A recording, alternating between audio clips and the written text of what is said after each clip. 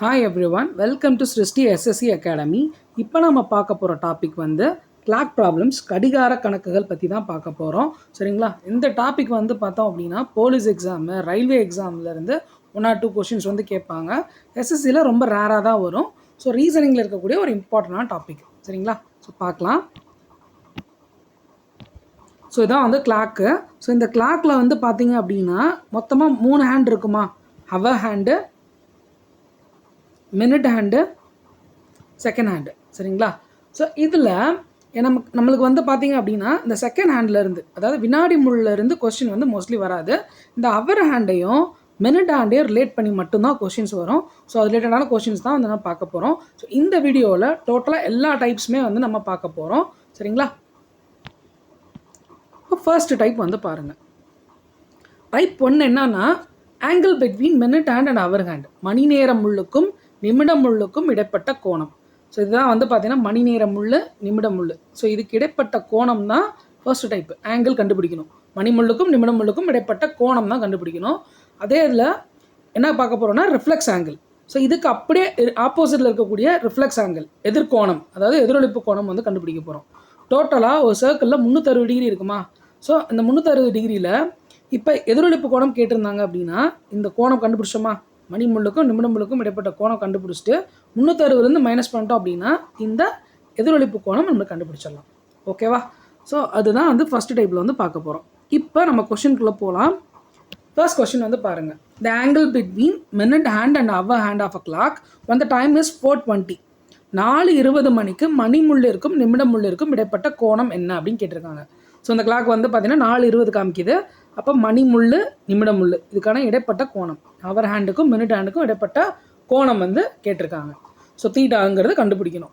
So இந்த கொஷினை பொறுத்தளவுக்கு இந்த மாதிரி மணி முள், நிமிட முள், இதுக்கு இடைப்பட்ட கோணம் கேட்டிருந்தாங்கன்னா ஒரு சின்ன ஃபார்முலா இருக்குது. ஸோ இதை மனப்பாடம் பண்ணிக்கோங்க. So theta is equal to 30 into h minus 11/2 into minute. ஓகேவா? ஸோ ஹச்சுங்கிறது அவர், எம்முங்கிறது மினிட். அவன் கேட்டிருக்கிறது அவங்க 4:20 கேட்டிருக்காங்களா? அப்போ இது ஹச்சு, இது மினிட், எம். சப்ஸ்டியூட் பண்ண வேண்டியது தான். 30 into 4 minus 11/2 into 20. ஸோ 20, இந்த 2 கேன்சல் பண்ணலாமா? 10. So 3 12, 120 minus 11 10, 110. ஓகேவா? அப்போ எனக்கு ஆங்கிள் எவ்வளோ கிடச்சிருக்கு? 10 டிகிரி. ஸோ இந்த கொஸ்டினுக்கான ஆன்சர் தீட்டா வந்து 10 டிகிரி. ஸோ 4:20 மணிக்கு மணி முள்ளிற்கும் நிமிட முள்ளிற்கும் இடைப்பட்ட கோணம் 10 டிகிரி நம்மளுக்கு கிடச்சிருக்கு. சரிங்களா? அடுத்த கொஸ்டின் போகலாம். அடுத்த கொஸ்டின் பாருங்கள். At what angle the hands of the clock are inclined at 15 minutes past 5, அதாவது 5:15 மணிக்கு இரு முள்ளுக்கும் இடைப்பட்ட கோணம் என்ன அப்படின்னு கேட்டிருக்காங்க. ஸோ கிளாக் வந்து 5:15 காமிக்குதா? ஸோ அப்போ 5:15 மணிக்கு மணி முள்ளிற்கும் நிமிட முள்ளிற்கும் இடைப்பட்ட கோணம். இப்போ நம்ம ஃபார்முலா பார்த்தோம். So theta is equal to 30 into h minus 11/2 into minute. ஓகேவா? ஸோ 5:15, இது அவர், இது மினிட். சப்ஸ்டியூட் பண்ண வேண்டியதுதான். 30 into 5 minus 11/2 into 15. பெருக்கிடுங்க.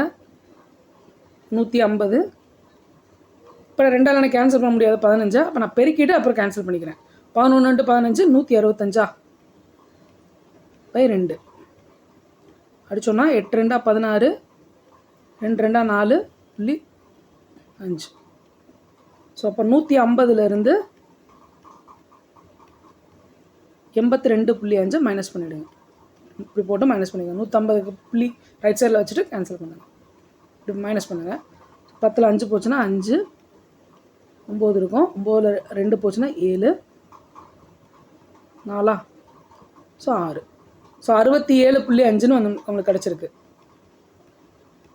இதை எப்படி எழுதிக்கலாம்? 67.5. ஸோ ஆப்ஷனில் தான் இருக்குது. ஸோ 67.5. ஸோ 67 டிகிரி இந்த கொஷனுக்கான ஆன்சர் 5:15 மணிக்கு. இப்போ அடுத்த கொஷின் போகலாம்.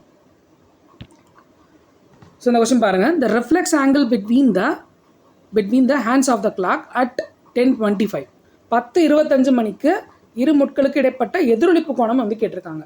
ஸோ ஃபர்ஸ்ட்டு நான் வந்து கோணம் வந்து கண்டுபிடிச்சிடறேன், 2 முட்களுக்கு இடைப்பட்ட கோணம் வந்து கண்டுபிடிச்சிடறேன். சரிங்களா? எத்தனை மணிக்கு? 10:25. ஓகேவா? So theta is equal to 30 into h minus 11/2 into minute. ஓகேவா? So 30 into 10 minus 11/2 into 25. So 300 பெருக்கிட்டு அப்புறம் கேன்சல் பண்ணிடுங்க. 11 into 25 275. ஈஸியாக மல்டிப்ளை பண்ணிடலாம் பை 2. 1 2 2 3 2 6 மிச்சம் 1 7 2 14.5. ஸோ அப்போ 300லேருந்து 137.5 நான் மைனஸ் பண்ணிடுறேன். கடன் வாங்கினோம் அப்படின்னா இங்கே 2 ஆகிடும். 9 9 10 5 2 6 1. ஸோ ஆங்கிள் எவ்வளோ கிடச்சிருக்கு? தீட்டா 162.5. இது வந்து ஆங்கிள். நான் ஆல்ரெடி சொல்லியிருந்தேன், எனக்கு எதிரொலிப்பு கோணம் வந்து கேட்டிருந்தாங்கன்னா நார்மலாக இந்த ஆங்கிள் தீட்டாங்கிறது கண்டுபிடிச்சிடலாம். தீட்டா எவ்வளோ கிடச்சிருக்கு? 162.5 வந்து எனக்கு கிடச்சிருக்கு. எனக்கு எதிரொலிப்பு கோணம் அப்படின்னா டோட்டலாக ஒரு சர்க்கிளில் 360 டிகிரி இருக்கும். ஸோ அப்போ 360லேருந்து இந்த கிடச்சிருக்கக்கூடிய தீட்டாவை மைனஸ் பண்ணிட்டோம்னா எனக்கு இந்த எதிரொலிப்பு கோணம் வந்து கிடச்சிரும். அப்போ 360லேருந்து 162.5 நான் மைனஸ் பண்ணிடுறேன்.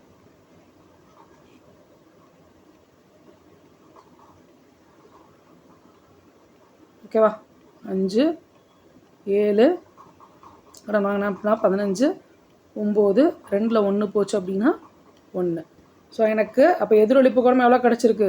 197.5 கிடச்சிருக்கு. நான் 0.5 எப்படி எழுதிக்கலாம்? அரைன்னு எழுதிக்கலாம். இப்போ இந்த கொஸ்டினுக்கான ஆன்சர் 197 1/2 டிகிரி. ஓகேவா? இவ்வளோதான். சரி, இதுதான் வந்து ஃபஸ்ட்டு டைப்பு. ஸோ ஃபஸ்ட்டு டைப்பில் வந்து பார்த்தீங்கன்னா கோணம், எதிரொலிப்பு கோணம் கேட்டாங்கன்னா கோணம் கண்டுபிடிச்சிட்டு 360லேருந்து மைனஸ் பண்ணால் போதும். அவ்வளோதான். இப்போ டைப் 2 வந்து போகிறோம். ஸோ இதுக்கப்புறம் வந்து பார்த்தீங்கன்னா டைப் 2லேருந்து தொடர்ச்சியாக ஒரு 3 டைப் வந்து பார்க்க போகிறோம். 3 டைப்பும் ஒரே மாதிரி தான் பண்ண போகிறோம். சரிங்களா? கான்செப்ட்டு. ஸோ இதில் டைப் 2 வந்து என்ன சொல்லியிருக்காங்கன்னா, minute and hour hand coincide together. மணிமுள்ளும் நிமிடம் முள்ளும் ஒன்றின் மேல் ஒன்றாக. இந்த இருக்குது பார்த்தீங்களா? 1க்கு நேராக சின்ன முள்ளும் பெரிய முள்ளும் இருக்கிறது. அப்படி இல்லைனா 3க்கு நேராக சின்ன முள்ளும் பெரிய முள்ளும் இருக்கிற மாதிரி. சரிங்களா? மணிமுள்ளும் நிமிடம் முள்ளும் ஒன்றின் மேல் ஒன்றாக எத்தனை மணிக்கு அமையும் அப்படிங்கிறது தான் இந்த டைப் 2. சரிங்களா? கொஸ்டின் பாருங்கள். At what time between 9 and 10 o'clock will the hands of a watch be together? 9 மணி முதல் 10 மணி வரை எந்த நேரத்தில் கடிகாரத்தின் இரு முட்கள் ஒன்றின் மேல் ஒன்றாக இருக்கும் அப்படின்னு கேட்டிருக்காங்க. ஸோ ஷார்ட்கட்டில் தான் போட போகிறோம். ஸோ ஃபர்ஸ்ட்டு எனக்கு இந்த மாதிரி கொடுத்துட்டாங்களா, 9லேருந்து 10 மணி அப்படின்னு கொடுத்துட்டாங்க. எனக்கு எப்போவுமே இதுக்கப்புறம் வரக்கூடிய 3 டைப் தொடர்ச்சியாக. ஸோ இதில் இந்த ஃபஸ்ட்டு கொடுத்துருக்க டைமை மட்டும்தான் எடுத்துக்க போகிறேன். முன்னாடி கொடுத்துருக்காங்கல்ல 9. இப்போது இது என்ன ஆக்சுவலாக கொஸ்டின்? ஒன்றின் மேல் ஒன்றாக சின்ன முள்ளும் இருக்கணும், பெரிய முள்ளும் இருக்கணும். அப்போ ஃபஸ்ட்டு கொடுத்துருக்க அந்த டைம் 9. 9க்கு நேரம் நான் சின்ன முள்ளையும் வரைஞ்சிக்கிறேன், பெரிய முள்ளையும் வரைஞ்சிக்கிறேன். 9க்கு நேரம் சின்ன முள்ளும் இருக்குது, பெரிய முள்ளும் இருக்குது. அப்போ எத்தனை மணி இது? 9:45. அதை வரைஞ்சிக்கிறேன், அது வந்து எழுதிக்கிறேன் 9:45. இப்போ என்ன பண்ணணும்னா இந்த கொடுத்துருக்கிற இந்த கிடச்சிருக்கக்கூடிய இந்த நிமிடம் இருக்குல்ல, இந்த நிமிடத்தை மட்டும் நான் 11ஆல் டிவைட் பண்ணிக்கிறேன். இதுக்கப்புறம் வரக்கூடிய அந்த 3 டைப்லேயும் இந்த நிமிடத்தை 11ஆல் மட்டும்தான் டிவைட் பண்ண போகிறோம். சரிங்களா? அதான் ஷார்ட்கட்டு. ஸோ 11ஆல் மட்டும்தான் இந்த நிமிடத்தை டிவைட் பண்ண போகிறோம். இப்போ 45/11 கேன்சல் பண்ணோம் அப்படின்னா எனக்கு 4 11 44. மிச்சம் எவ்வளோ இருக்குது? 1.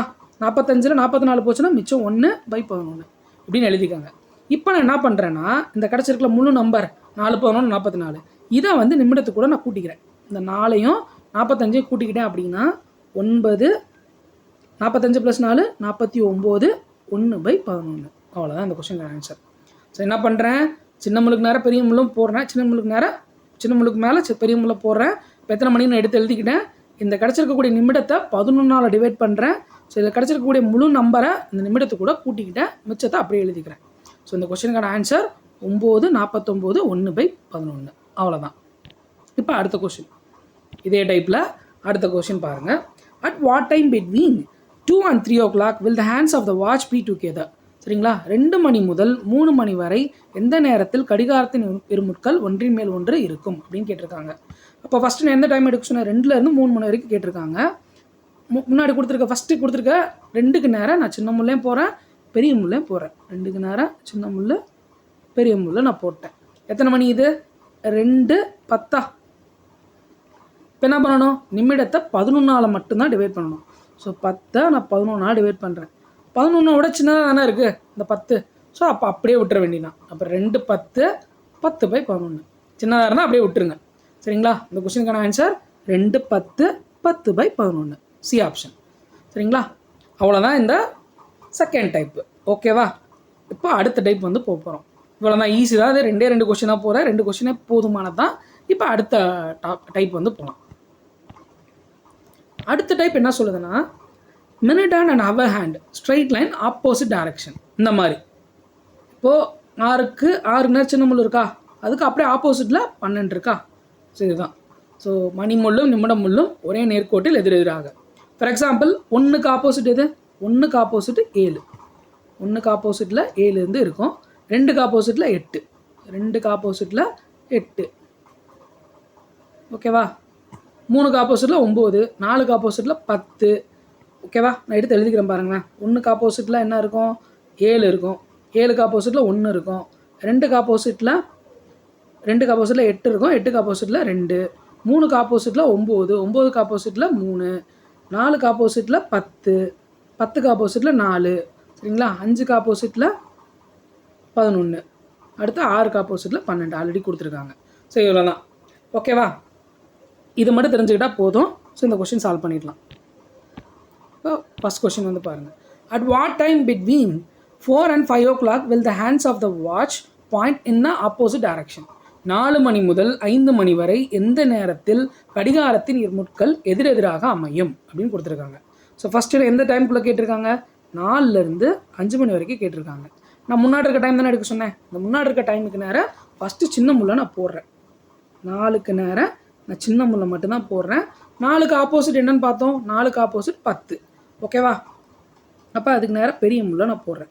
ஃபஸ்ட்டு நான் கொடுத்துருக்க டைமுக்கு நேரம் சின்ன முல்லை மட்டும்தான் போடுறேன். அதுக்கு அப்படியே ஆப்போசிட்டில் பெரிய முல்லை போடுறேன்.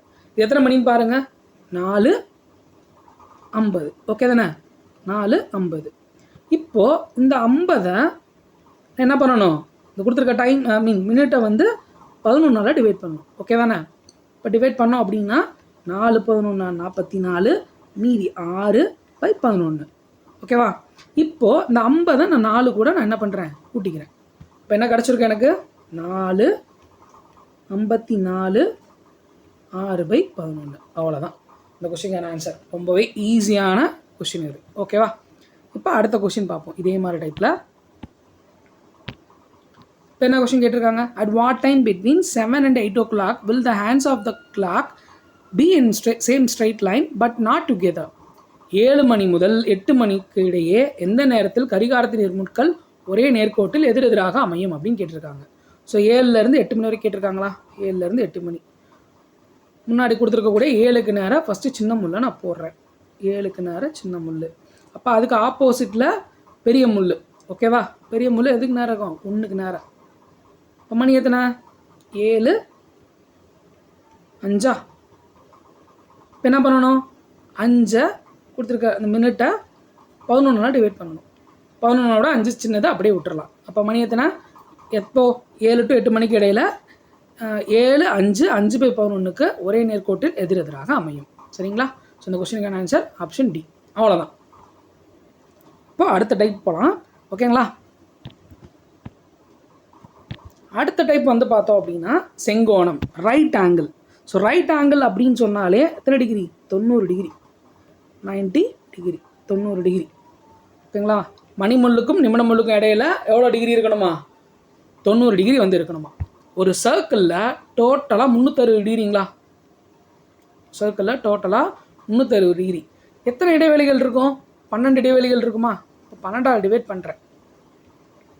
எனக்கு என்ன கிடச்சிருக்கும்? 30 டிகிரி. அதாவது இதுலேருந்து என்ன கண்டுபிடிக்கிறேன்னா, ஒரு 5 நிமிஷத்துக்கு இடையில, இப்போ 12லேருந்து 1க்கு போகுதுன்னு வச்சுக்கோங்க, ஒரு 5 நிமிஷத்துக்கு இடையில எவ்வளோ டிகிரி இருக்குது? 30 டிகிரி இருக்குது. ஓகேவா? அப்போது எனக்கு எத்தனை டிகிரி வரணும் செங்கோணம்னா? மணிமுள்ளுக்கும் நிமிட முள்ளுக்கும் நடுவில் 90 டிகிரி வரணும். திரும்பவும் சொல்கிறேன், ஒரு 5 நிமிஷத்துக்கு இடையில் 30 டிகிரி கோணம் வந்து இருக்குது. அப்போ 12லேருந்து 1 போச்சுன்னா 30, இது 2ன்னு வச்சுக்கோங்க. 30, 60, 90 இருக்கா? ஸோ அதுதான். ஸோ இதுதான் அந்த கொஸ்டின் வந்து நம்ம கண்டுபிடிக்க போகிறோம். கொஸ்டின் பாருங்கள். First, at what time between 5:30 and 6 will the hands of the clock be at right angles? 5:30 மணி முதல் 6 மணி வரை ஒரு கடிகாரத்தின் முட்கள் எப்போது செங்கோணத்தை அமைக்கும்? ஸோ இதுக்கு முன்னாடி இந்த 2 டைப்பில் ஒன்றின் மேல் ஒன்றாக இல்லை ஒரே நேர்கோட்டிலுக்கு இடையில் அந்த கொஸ்டினில் வந்து பார்த்தீங்கன்னா 1 மணி நேர இடைவெளி வந்து கொடுத்துருப்பாங்க. ஸோ இங்கே வந்து பார்த்தீங்கன்னா செங்கோணத்தில் வந்து அரை மணி நேர இடைவெளி தான் இருக்கும்.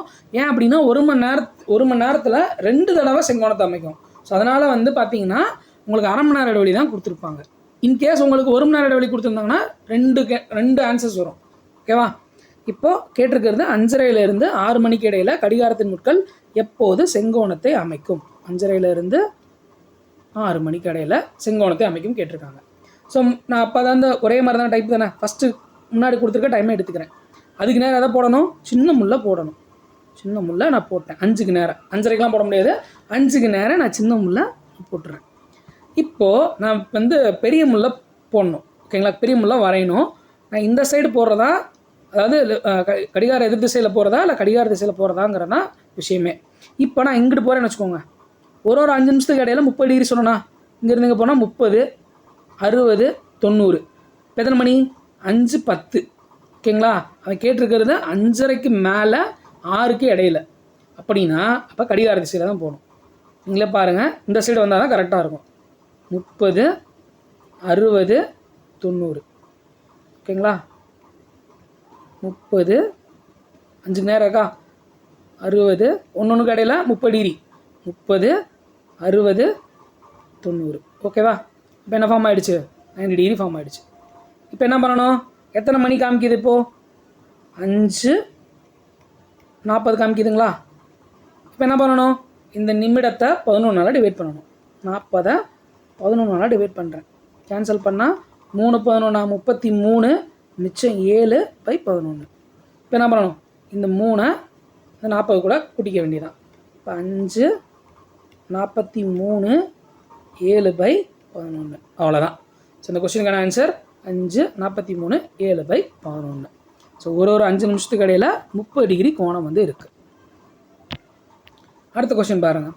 At what time between 7 and 7:30 will the hands of a clock be at right angles? 7 முதல் 7:30 மணி வரை ஒரு கடிகாரத்தின் முட்கள் எப்போது செங்கோணத்தை அமைக்கும்? 7லேருந்து 7:30 வரைக்கும் கேட்டிருக்காங்க.